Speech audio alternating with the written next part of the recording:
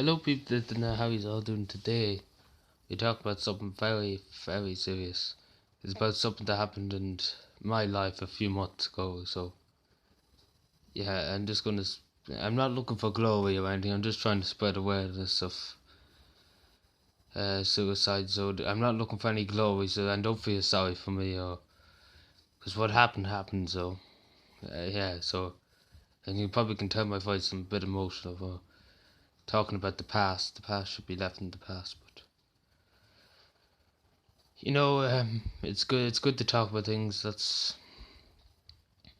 one thing that's something. So let's just get right into the video. So basically, I was depressed for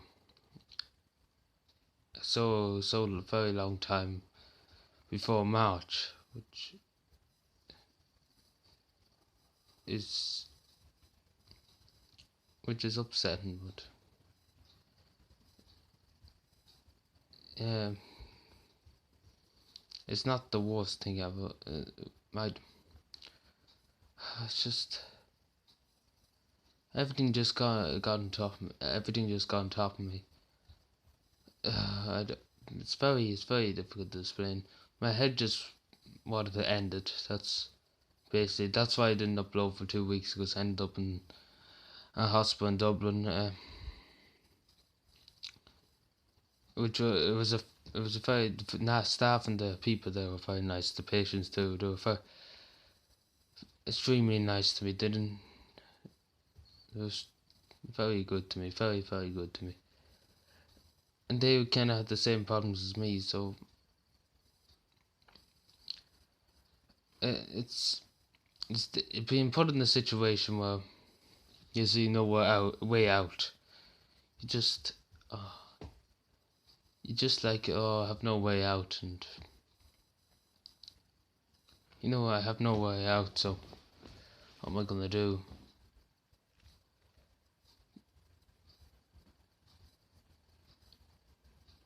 You just, there's always a way out. That's what I learned from up in the hospital in Dublin.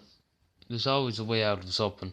There's nothing as bad than you take. You can always get out of it.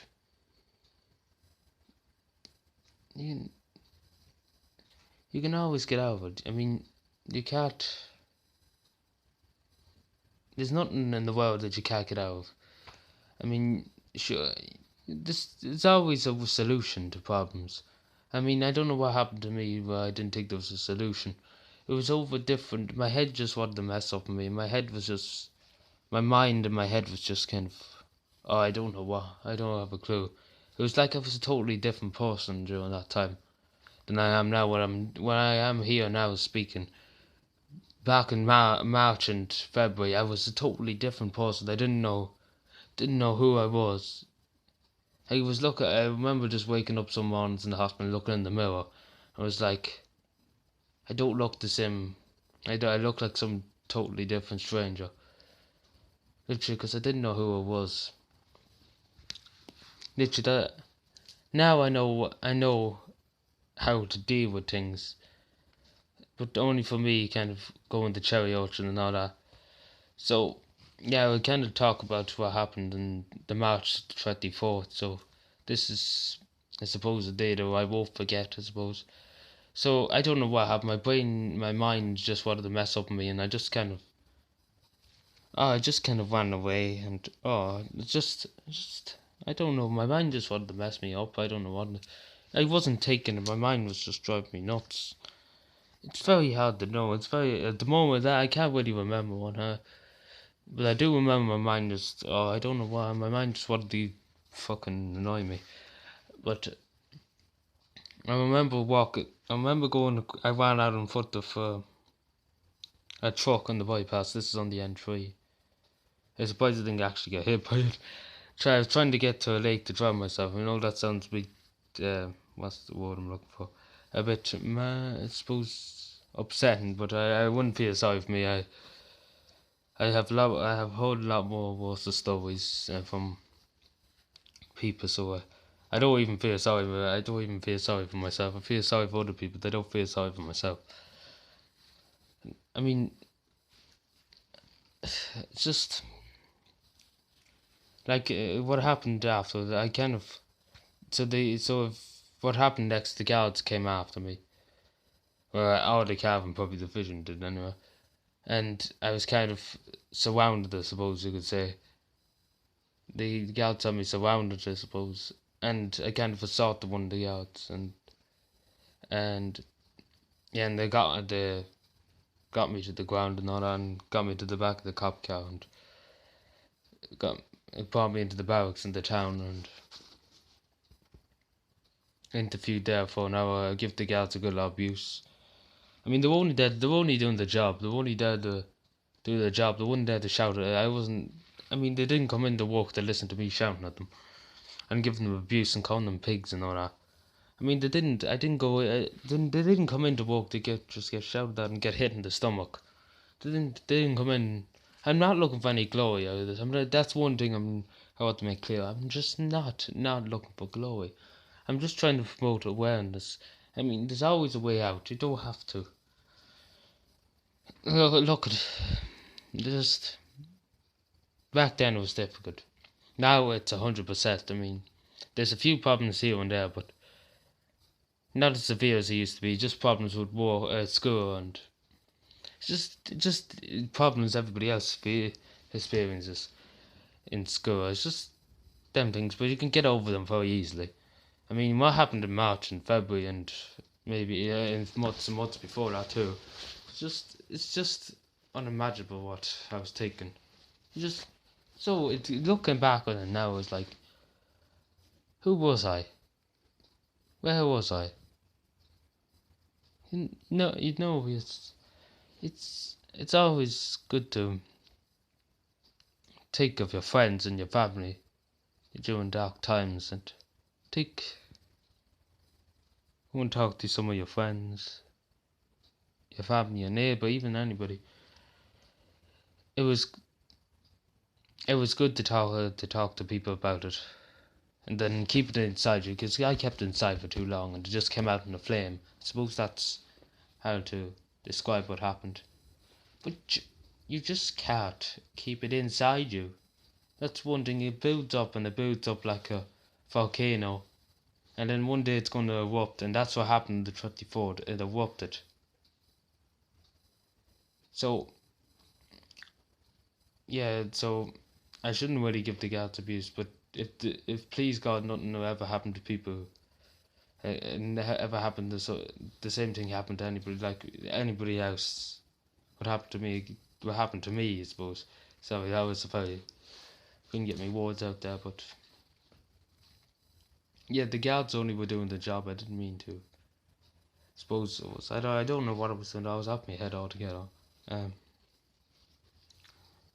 and I was brought into Calvin General Hospital.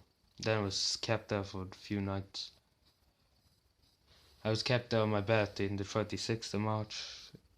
I mean, I'm not looking for any sympathy. I absolutely deserved it, but I don't. So, and then I was transferred up to Dublin up to a hospital in Clondalkin and Ballyfermot, sorry, Clondalkin, Ballyfermot. And I kind of got home on a Saturday and Sunday just for the wander gander about, and then a few school days I came back just for a try of one, and you know what I'm saying, just like that, just gandering around, you know what I'm saying. Uh, that meant the world to me, just seeing my friends and all that. And then when I was going to school and all that, I was thinking, you know what? I have friends here that really care about me and would not like to see me in the grave. That's one thing that I took out of going back to school and all that. Just thinking, what would happen to my friends if I left them in the situation? What would happen to my family? What would happen to everything? Like, I take a huge effect on people. You just life is a precious source that we're only given one life, and it's made for us to live it, not to lose it. We have to cling on to life. As I said before, there's never a situation that you can't get out of. That's one thing I want to be or showing people off. There's never a situation you can't get out of. There's always a way out apart from killing yourself. There's always a way. Believe me, I've been in a situation. People probably say, you don't know, have a clue what you're talking about, but I was in it before. There's always a way out. You could deal with these problems. Them problems that I had a while ago, and back in March and February and before that. I have them dealt with now. They're not in my head anymore. They're not annoying me. Uh, so that's a problem. I only have a few problems here and there, but apart from that, it's not as bad as it used to. But you just have to believe, take the good things. Like if you're good at football, take of what you've done in football. You're good in defence or as a goalkeeper, and you take of that. Cling on to hope of that. You become, or cling on that you're going to get, that you want to be a solicitor or a barrister or anything like that. Cling on to that hope. Never give up hope. That's one thing I want to show people. Never give up hope. Like I literally gave up hope that day, and I honestly don't know. I honestly, sorry, I'm getting a bit emotional. Yeah. Sorry, I'm just. And another thing is that soldiers always, a good soldier never holds in his tears. That's one thing I said when I was upset in the hospital. A soldier never holds in his tears. It's a true soldier that cries. I know it sounds a bit childish, but when I was on my own, I was crying a lot. But it kind of helped me a bit. It kind of helped me to kind of get it out and not keep it in a tiny bit. I mean, when I was up in the hospital in Dublin, I thought I was never going to get home. I was going to be there for the rest of my life. Your mind just wants to kind of make things worse than they seem. I mean,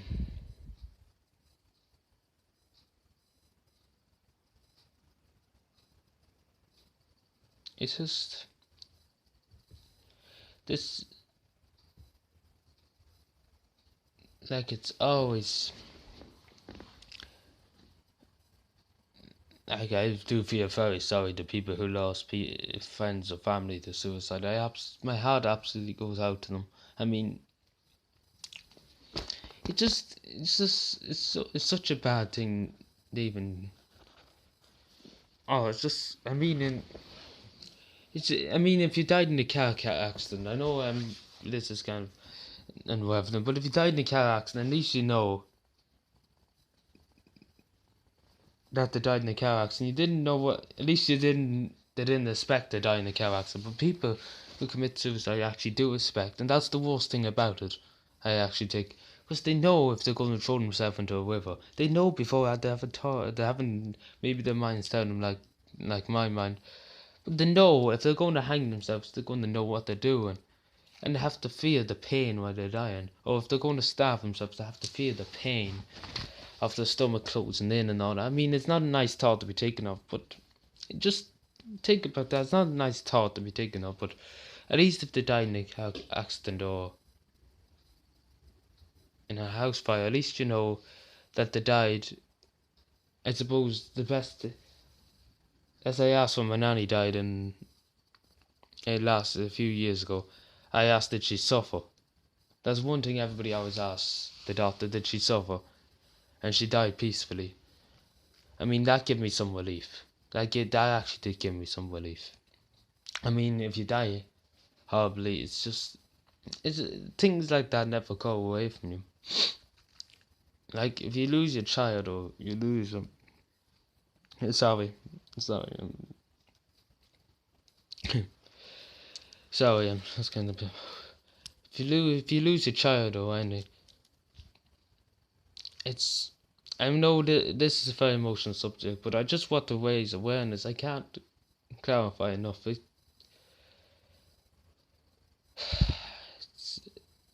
honestly, sometimes, yeah, I just really don't know what God's doing up there. literally, there's young people taking their lives, and they have their whole lives. Like people at 15, 16 taking their own lives. They have their whole life. They have the junior sort to do. They have the leaving sort. They can get a job. They can get a wife, and they can have children. They can have a home. Can go on holidays. They can do everything in the world. They can have everything on a plate for them, but they just need to pick it up. They need to pick up the fork and knife to eat their dinner. If you know what I'm saying, that's just but still they choose to stab themselves, which is upsetting. It's just absolutely upsetting. I mean, I'm just gonna get. If you ever do meet to talk to anybody, there's always people.